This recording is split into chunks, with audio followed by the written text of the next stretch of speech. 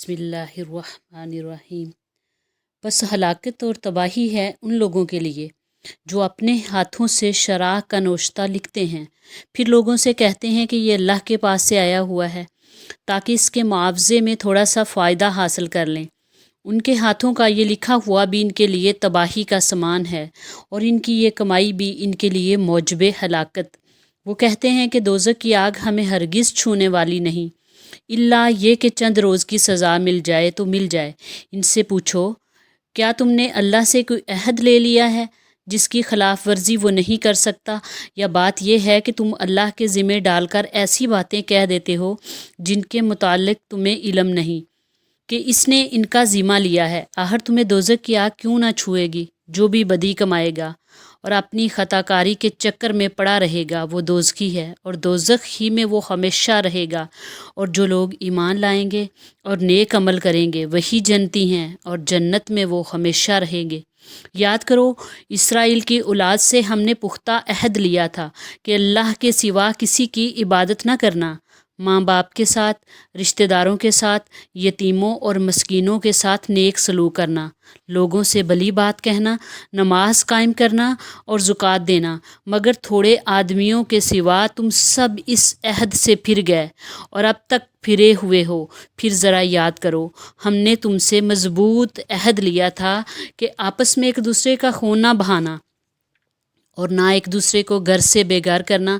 तुमने इसका इकरार किया, तुम खुद इस पर गवाह हो। मगर आज वही तुम हो कि अपने भाई बंदों को कत्ल करते हो, अपनी बरादरी के कुछ लोगों को बेखानमा कर देते, जुल्म ज़्यादती के साथ इनके ख़िलाफ़ जत्थेबंदियाँ करते हो, और जब वो लड़ाई में पकड़े हुए तुम्हारे पास आते हैं तो इनकी रहाई के लिए फ़िदिया का लेन देन करते हो, हालांकि इन्हें इनके घर से निकालना ही सिरे से तुम पर हराम था।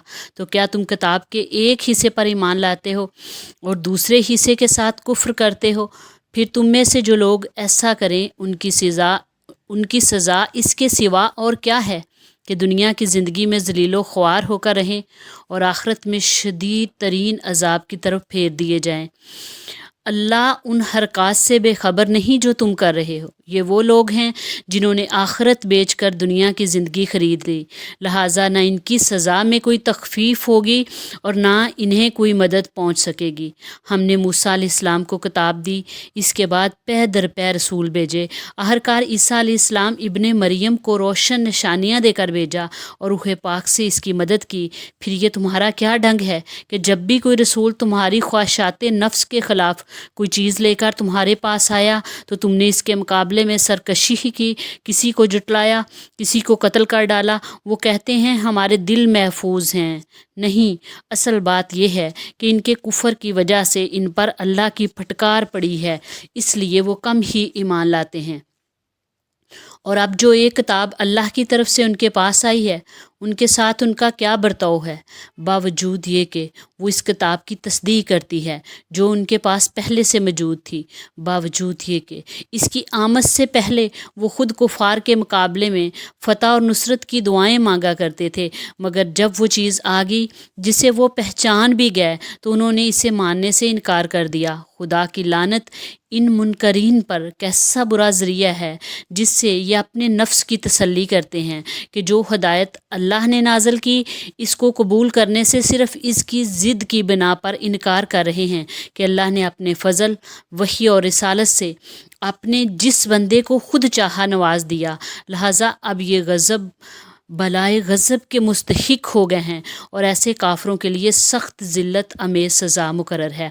जब उनसे कहा जाता है कि जो कुछ अल्लाह ने नाज़िल किया इस पर ईमान लाओ तो वो कहते हैं हम तो सिर्फ़ उस चीज़ पर ईमान लाते हैं जो हमारे यहाँ यानी बनी इसराइल में उतरी।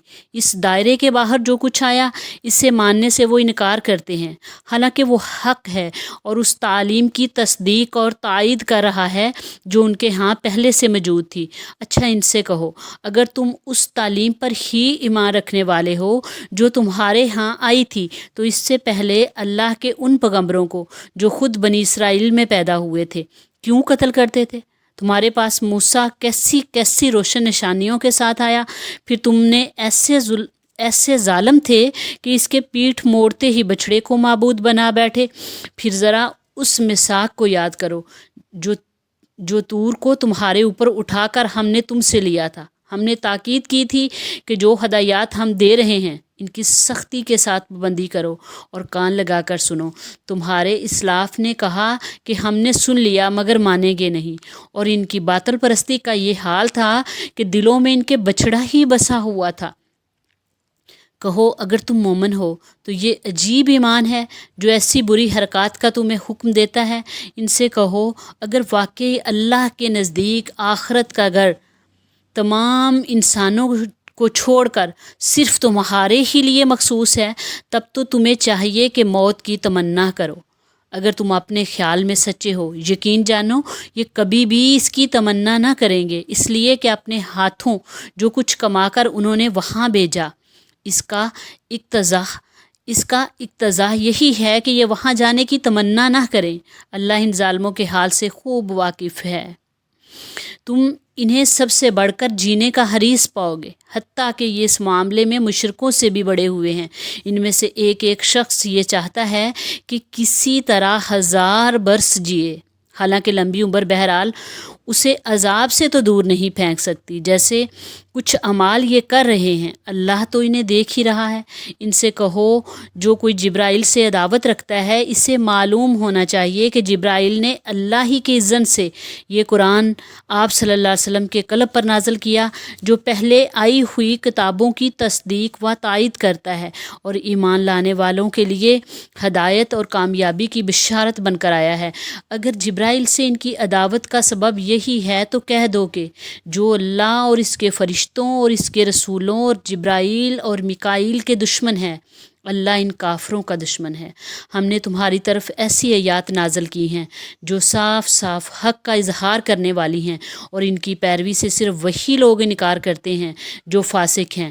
کیا ہمیشہ ایسا ہی نہیں ہوتا رہا کہ جب انہوں نے کوئی عہد کیا تو ان میں سے ایک گروہ نے اسے ضرور ہی بالائے طاق رکھ دیا، بلکہ ان میں اکثر ایسے ہی ہیں جو سچے دل سے ایمان نہیں لاتے، اور جب ان کے پاس اللہ کی طرف سے کوئی رسول اس کتاب کی تصدیق و تائید کرتا آیا جو ان کے ہاں پہلے سے موجود تھی، تو ان اہل کتاب میں سے ایک گروہ نے کتاب اللہ کو اسی طرح پس پشت ڈالا گویا کہ وہ کچھ جانتے ہی نہیں، اور لگے ان چیزوں کی پیروی کرنے جو شیاطین سلیمان کی سلطنت کا نام لے کر پیش کیا کرتے تھے، حالانکہ سلیمان علیہ السلام نے کبھی کفر نہیں کیا۔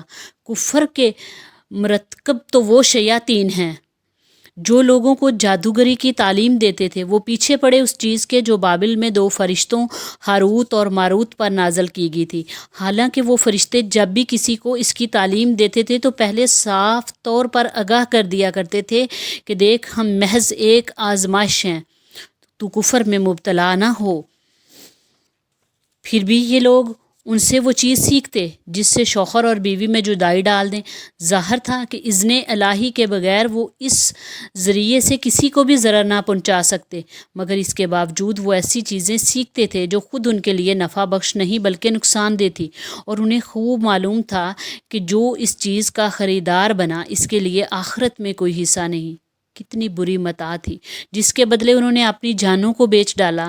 کاش انہیں معلوم ہوتا، اگر وہ ایمان اور تقوی اختیار کرتے تو اللہ کے ہاں اس کا جو بدلہ ملتا تو وہ ان کے لیے زیادہ بہتر تھا۔ کاش انہیں خبر ہوتی۔ اے لوگو جو ایمان لائے ہو، رائنا نہ کہا کرو بلکہ انظر نہ کہو، اور توجہ سے بات کو سنو۔ یہ کافر تو عذاب علیم کے مستحق ہیں، یہ لوگ جنہوں نے دعوت حق کو قبول کرنے سے انکار کر دیا، خواہ اہل کتاب میں سے ہو یا مشرک، ہرگز یہ پسند نہیں کرتے کہ تمہارے رب کی طرف سے تم پر کوئی بلائی نازل ہو، مگر اللہ جس کو چاہتا ہے اپنی رحمت کے لیے چن لیتا ہے، اور وہ بڑا فضل فرمانے والا ہے۔ ہم اپنی جس آیت کو منسوخ کر دیتے ہیں یا بلا دیتے ہیں، اس کی جگہ اس سے بہتر لاتے ہیں، یا کم از کم ویسی ہی۔ کیا تم جانتے نہیں ہو کہ اللہ ہر چیز پر قدرت رکھتا ہے؟ کیا تمہیں خبر نہیں کہ زمین اور آسمانوں کی فرمانروائی اللہ ہی کے لیے ہے، اور اسی کے سوا کوئی تمہاری خبر گیری کرنے اور تمہاری مدد کرنے والا نہیں ہے؟ پھر کیا تم اپنے رسول سے اس قسم کے سوالات اور مطالبے کرنا چاہتے ہو جیسے اس سے پہلے موسیٰ علیہ السلام سے کیے جا چکے تھے، حالانکہ جس شخص نے ایمان کی روش کو کفر کی روش سے بدل لیا وہ راہ راست سے بھٹک گیا۔